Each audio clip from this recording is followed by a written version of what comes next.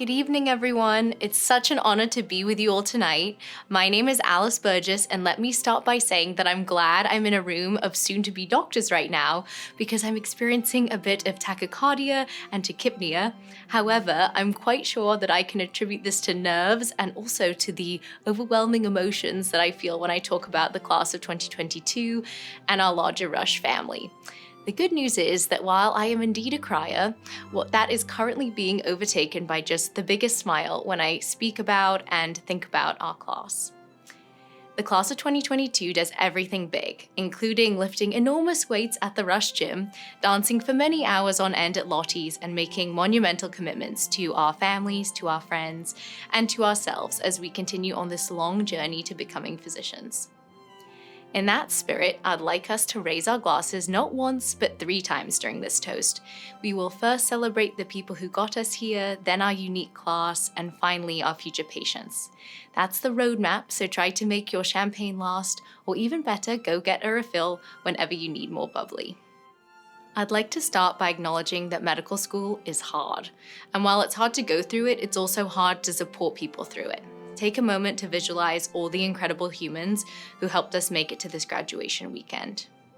Our partners, our parents and grandparents, our aunts and uncles, our chosen families, our friends in Chicago and beyond, our teachers and mentors from both the past 4 years and the 17 plus years before that, our coaches and congregations, our own doctors and therapists, the amazing people sitting as your guests in this room, and the hundreds of people many miles away who have cheered you on as you pursue this dream.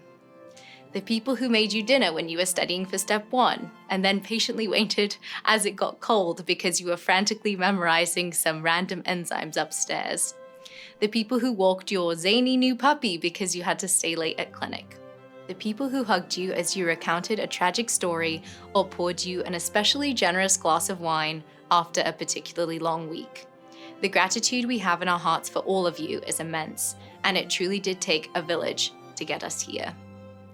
Medicine can feel a bit culty sometimes. We found out where we were going to get our first jobs by opening a golden envelope after a whole year of build-up. And unlike my friends in other careers, I know from first-hand experience that med students can spend literally hours on end chatting about tricky test questions, quirky attendings, memorable patients, and occasionally the hottest gossip, aka spilling the tea. For this reason, we're even more fortunate to have our friends, family, and larger support systems remind us that while medical school is an intense and immersive endeavor, a lot of really, really important stuff exists outside the hospital too. One of the most wonderful parts of medical school for me has been getting to witness our class, find awesome partners, get married, adopt lovely pets, bring new life into the world, and take full advantage of time off to travel with siblings, college roommates, and childhood friends. Our support systems not only helped us get through the grind, but they reminded us of the importance of love, of rest, of holidays, and of adventures. In the words of Winston Churchill, you cannot deal with the most serious things in the world unless you also understand the most amusing. In a profession that can be very serious and saddening, regular doses of fun and joy are even more important. So thank you for reminding us what makes us happy and for keeping fun and joy in our lives. We cannot promise that we will stop studying embarrassing flashcards in public or geeking out like the nerds we are, but we can promise that making awesome memories with you is what nourishes our souls. So please, raise your glasses with me to the wonderful, supportive people who picked us up, cheered us on, and made so many sacrifices for us all to be here. Cheers. Speaking of wonderful people, the class of 2022 is pretty special. To name just a few of the cool things our class has accomplished: organizing COVID relief efforts when hospitals across the city were overrun from the surge, starting a popular medical podcast, founding a Rush-wide wellness effort, empowering high schoolers across Chicago to follow their dreams of becoming physicians, attending military training sessions while studying for boards, translating for our patients as licensed interpreters, creating an elective where students can learn about the impact of homelessness on health, publishing groundbreaking research on everything from strokes to C-sections, from neurotransmitters to vaccines, writing articles that went viral about the power of respecting your patients' names and pronouns, winning grants to fund health fairs for adolescent shelters, playing jazz piano in the lobby to brighten people's days, putting on focus groups for teens to talk about mental health, bringing the winning combination of impressive athletic skills and an anatomy scrub uniform to the intramural kickball championship, exploring the intersection of medicine and faith, inviting members of the class to share their origin stories sitting on picnic blankets under the stars, spending your Saturday mornings dissecting frogs with a group of fourth graders to teach them about science, and planning the wildest parties that Alhambra Palace restaurant has ever seen. I have to tell you guys a secret.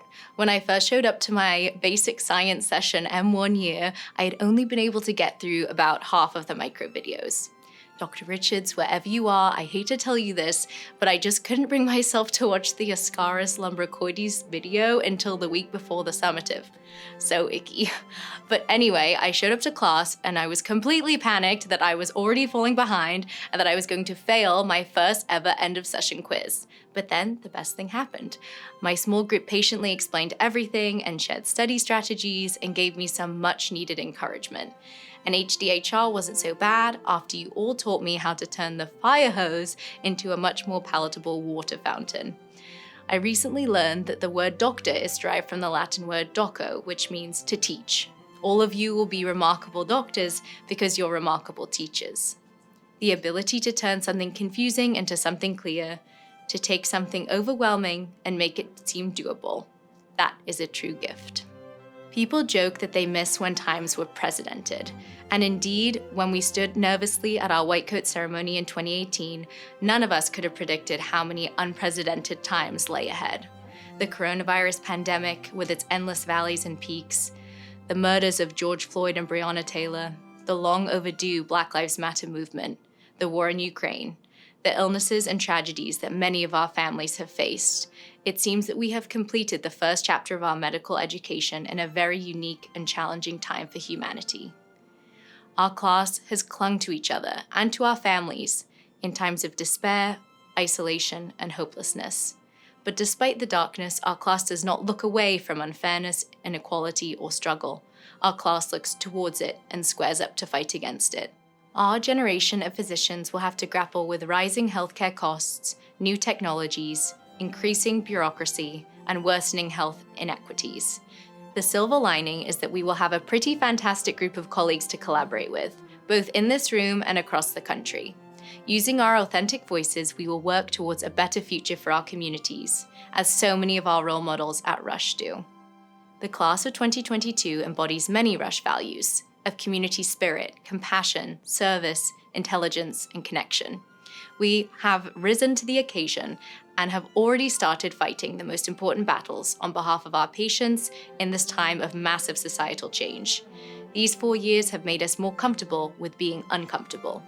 Joining this profession is a monumental responsibility which can really scare me at times. But when I look around this room, I see so many change makers and innovators. And even more importantly, I see people who listen deeply and who lead with wisdom and compassion. When I imagine the physicians who will think up groundbreaking ideas, who will discover new treatments, and who will be natural leaders in our field, I really do imagine you all. One of the coolest things is that I also think of you as rock climbers, chefs, musicians, marathoners, stand-up comics, and, like I mentioned earlier, professional kickball players.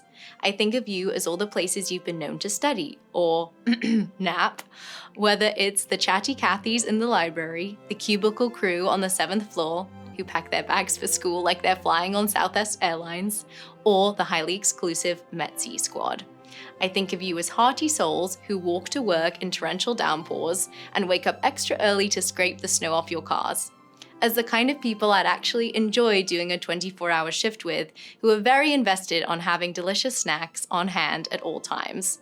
To paint broad strokes, you're lovers of Marvel movies, dogs of all kinds, designer scrubs, the new Starbucks in the AAC, long divvy rides along the lakefront in the summer, all-you-can-eat sushi, and busting some really funky dance moves. I feel so fortunate that I got to have this experience with you. Your future co-residents and mentees are very lucky indeed. So please raise your glasses to the class of 2022. Cheers. After toasting to our support systems and our class, I'd like to close by talking about the people who make this profession so special and meaningful. The people who attracted us to this work in the first place, our patients. As part of our Clinical Bridges course, we recently read When Breath Becomes Air by Paul Kalanithi. He writes that he was drawn to the pastoral role, the opportunity to forge a covenant with a suffering compatriot and to say, here we are together, and here are the ways through. I promise to guide you as best as I can to the other side. In the same vein, last year, one of my attendings reminded me that sometimes the most powerful thing you can do for a patient is to take your white coat off. Side note, in pediatrics, we usually don't wear white coats for a few reasons. Number one, it makes kids cry because they associate it with needles. And number two, it would probably end up becoming a tie-dye coat from juice spillages or even worse, bodily fluids. But I think what my attending meant was that sometimes we need to take off our white coats to transition from a physician to a healer. Sometimes you're less of a scientist than a fellow human, a listening ear, a shoulder to cry on, a pastor. The connections we forge with our patients and their families are what make practicing medicine less about the science of life and more about the art of living. I've heard that most of what you learn in medical school and residency is from your peers, not your bosses, with the exception of the esteemed professors and administrators with us tonight. During clinical rotations, I heard so many stories through the grapevine about our classmates striving to provide the best possible care to patients. Like when you asked patients about their why and took the time to explore what their how might look like. When patients requested that you held their hand at the bedside during painful procedures. And then you distracted them from that pain by asking them how they met their spouse 50 years ago, or the name of their stuffed animal, or their favorite thing about being a grandparent. When you printed extra resources and educational materials for patients to take home, or when you made after-hours calls to their families to share updates. When you went the extra mile to connect patients with food pantries and childcare services. You've made it easy to understand why people say that medicine is a calling. It's inspiring to see how naturally our class cares for people and cares about people. Throughout this career, some of us will wear different hats and work in nonprofits, in policy, in research, in administration, in education. We may practice medicine in cool and unconventional ways that we can't even imagine tonight. Whether we're working one-on-one with individuals in the clinic, or ward, or operating room, or if we're working on larger scales, with communities or even populations. Regardless of the nature of our daily interactions, Rush has inspired us to remember the values at the very core of our collective mission. Values like service, respect, equity, diversity, and trust. And a lot of our work is built on trust. At Cook County, my attending reminded me that trust is the only currency we have as trainees. Being honest and being accountable about what we did or didn't ask, about what we did or didn't do, is the most important philosophy that we can have. And this trust is also at the core of our relationships with our patients. After ensuring that we're on their side and that we want the best for them, they will trust us with their most precious secrets, and they will trust us in their most vulnerable moments. They may even open up to us and share their life stories with us, their disappointments, their accomplishments, their happiest memories. We will earn that trust every day from here on out. This career is such an incredible privilege and one that we will never take for granted. Ultimately, like all of the best relationships, the relationship between us and our future patients will hopefully be a symbiotic one. They will remind us that health, human connection, and compassion are at the core of our shared existence, and we will devote ourselves to caring for them as holistic beings with fears and hopes. Finally, I'd like you to raise a glass once more to all the patients we've been lucky enough to work with in the past and all of the families who will open up to us in the future. Cheers. Thank you so much for listening, and congratulations to the class of 2022. I hope you all have a wonderful rest of the night.